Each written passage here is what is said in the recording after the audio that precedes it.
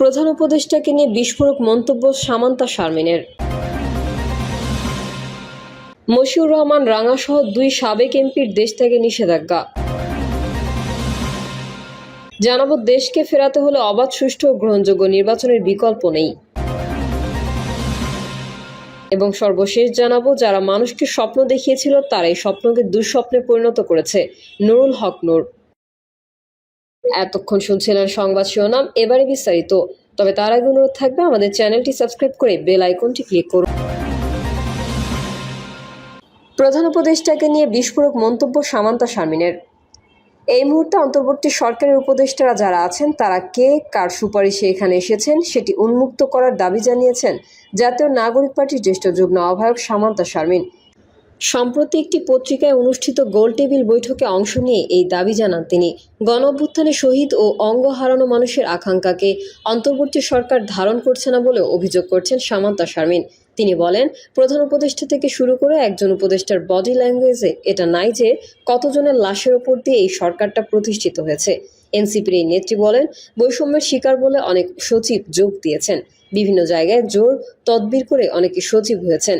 বিভিন্ন গুরুত্বপূর্ণ মন্ত্রণালয়, বিশেষ করে পররাষ্ট্র, অর্থ, শিক্ষা ও স্বরাষ্ট্র মন্ত্রণালয়ে যেসব সচিবরা আছেন তারা কার সুপারিশে এসেছেন তা উন্মুক্ত করা হোক। যারা উপদেষ্টা হয়েছেন তারা কার সুপারিশে এসেছেন তা উন্মুক্ত করা হোক। সামান্তা শারমিন বলেন, বাংলাদেশের রাজনীতিতে যে সন্দেহ ও আশঙ্কার রাজনীতি বিদ্যমান সেটি পরিবর্তনের চেষ্টা দরকার। কিন্তু সেই চেষ্টাটা কিভাবে করবেন যদি এখনো আমরা অনেক কথা বলতে না পারি। মৌলিক সংস্কারে আপোষ না করার আহ্বান জানান এবং তিনি বলেন, এখন যদি আপোষ করেন তাহলে আবারও একই পরিস্থিতিতে আমরা পড়ব। এখনই আইন কাঠামো পরিবর্তন করেন। মশিউর রহমান রাঙা সহ 2 সাবেক এমপির দেশ থেকে নিষেধাজ্ঞা। স্থানীয় সরকার মন্ত্রণালয়ের সাবেক প্রতিমন্ত্রী ও রংপুর 1 আসনের সাবেক সংসদ সদস্য মশিউর রহমান রাঙা এবং কুমিল্লা 4 আসনের সাবেক এমপি মোহাম্মদ আবুল কালাম আজাদ ও তাদের পরিবারের আরও 4 সদস্যের দেশ থেকে নিষেধাজ্ঞার আদেশ দিয়েছেন আদালত। দুদকের আবেদনের পরিপ্রেক্ষিতে সোমবার ঢাকার মহানগর সিনিয়র স্পেশাল জজ মোহাম্মদ জাকির হোসেন গালিব এই আদেশ দেন। নিষেধাজ্ঞাপ্রাপ্ত অন্যরা হলেন রাঙার ছেলে রাফাত রহমান জিতু, মেয়ে মালিহা তাসনিম জুই, জিতুর স্ত্রী শাকিলা খানম কাকন এবং আবুল কালাম আজাদের স্ত্রী সাদিয়া সাবা। এদিকে রাঙা ও তার পরিবারের অন্য সদস্যদের দেশ থেকে নিষেধাজ্ঞা চেয়ে আবেদন করেন দুদকের সহকারী পরিচালক মোহাম্মদ মনিরুল ইসলাম।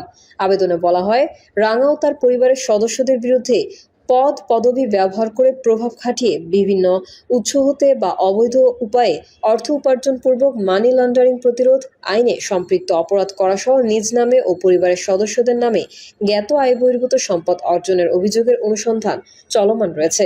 মশিউর রহমান রাঙা ও তার পরিবারের সদস্যদের নামে দেশের বিভিন্ন স্থানে জ্ঞাত আয় বহির্ভূত সম্পদ রয়েছে। তারা স্থাবর ও অস্থাবর সম্পদ হস্তান্তর করতে বিদেশে পালিয়ে যাওয়ার চেষ্টা করছেন মর্মে অনুসন্ধানকালে বিশ্বস্ত সূত্রে জানা গেছে। তারা বিদেশে পালিয়ে গেলে অনুসন্ধান কার্য ব্যাহত হওয়ার সম্ভাবনা রয়েছে। এই অভিযোগের সুষ্ঠু অনুসন্ধানের স্বার্থে তাদের বিদেশ গমনে নিষেধাজ্ঞা প্রদান করা একান্ত প্রয়োজন। অপরদিকে আবুল কালাম আজাদ ও তার স্ত্রীর দেশ থেকে নিষেধাজ্ঞার আবেদন করেন আরেক সহকারী পরিচালক এস.এম. রাশেদুল হাসান। আবেদনে বলা হয়, সাবেক সংসদ সদস্য আবুল কালাম আজাদের বিরুদ্ধে নানাবিধ অনিয়ম ও দুর্নীতির মধ্যে অবৈধ সম্পদ অর্জনের অভিযোগ অনুসন্ধানীয় রয়েছে। অভিযোগটি অনুসন্ধানকালে তার ও তার উপর নির্ভরশীল ব্যক্তিবর্গের নামে অবৈধ উপায়ে নিজ এলাকায় কৃষি জমি, ফ্ল্যাট, প্লট ক্রয় এবং তার নামে বিপুল পরিমাণ অস্থাবর রয়েছে মর্মে জানা যায়। তারা স্বার্থ সংশ্লিষ্ট কোম্পানি বা প্রতিষ্ঠান সমূহের নামে অবৈধভাবে অর্জিত সম্পত্তি হস্তান্তর করত বিদেশে পালিয়ে যাওয়ার চেষ্টা করছেন মর্মে বিশ্বস্ত সূত্রে জানা যায়। তারা বিদেশে পালিয়ে গেলে অনুসন্ধান কার্যক্রম দীর্ঘায়িত বা ব্যাহত হওয়ার সম্ভাবনা রয়েছে। অভিযোগের সুষ্ঠু অনুসন্ধানের স্বার্থে তাদের বিদেশ গমনে নিষেধাজ্ঞা প্রদান করা একান্ত প্রয়োজন। দেশকে ফেরাতে হলে অবাধ, সুষ্ঠু ও গ্রহণযোগ্য নির্বাচনের বিকল্প নেই। গণঅভ্যুত্থানে ফ্যাসিস্ট হাসিনার পতনের পর স্বাভাবিকভাবেই বৃহৎ গণমুখী দল বিএনপির উপর দায়িত্ব এসে পড়েছে।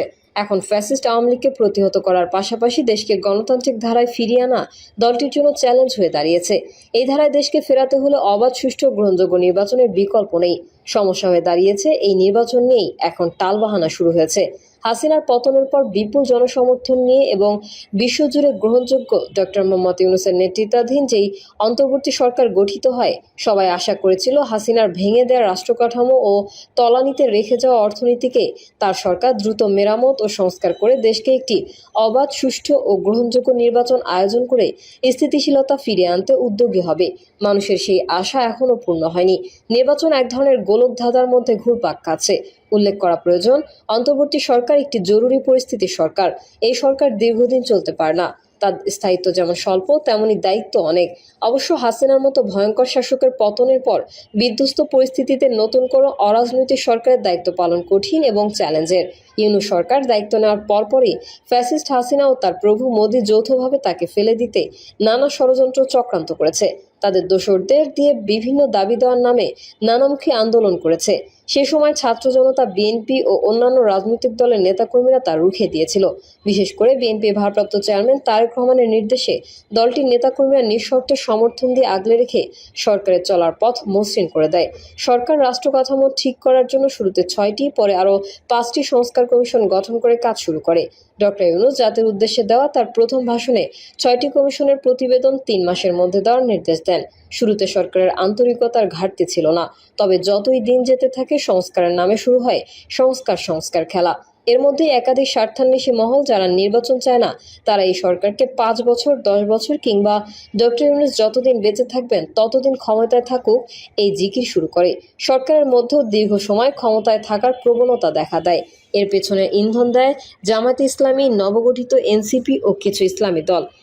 এর কারণ, জামায়াত ইসলামী সরকার শুরু থেকেই পরিমরি করে বিভিন্ন মন্ত্রণালয়, প্রশাসন ও পাবলিক বিশ্ববিদ্যালয় সহ সর্বত্র তাদের লোকজন দিয়ে দখলে নিয়ে নেয়।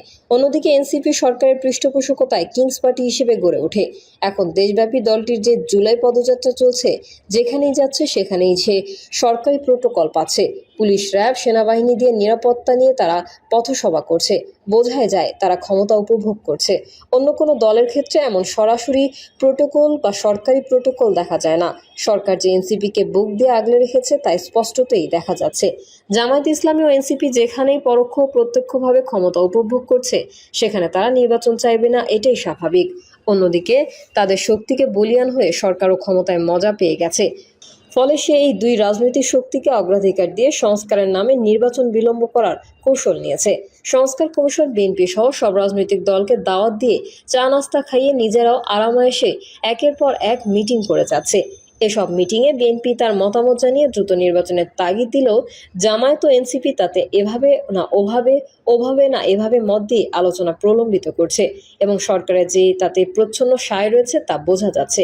কারণ নির্বাচন হলেই সরকার, জামায়াত, এনসিপি এই ত্রিচক্রের ক্ষমতা উপভোগের দিন শেষ হয়ে যাবে। প্রিয় দর্শক, এই ছিল এখনকার সর্বশেষ সংবাদ। আপডেট সহ সংবাদ পেতে চ্যানেলটি সাবস্ক্রাইব করে বেল আইকনটি ক্লিক করুন। কমেন্টে আপনার মতামত জানিয়ে আমাদের সাথেই থাকুন। ধন্যবাদ সবাইকে। আল্লাহ হাফেজ।